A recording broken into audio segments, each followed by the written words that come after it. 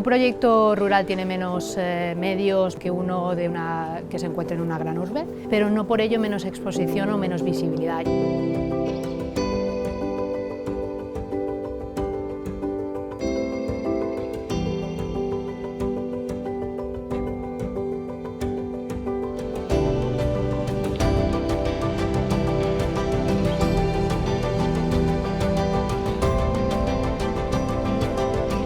El territorio necesitaba crear un espacio, una comunidad, donde pudiesen conectarse emprendedores unos con otros, pero también con profesionales o con otro tipo de entidades que pudiesen generar un caldo de cultivo donde ellos estuviesen un poco más conectados, cómodos y que además tuviesen posibilidades para desarrollar otros emprendimientos de otras personas.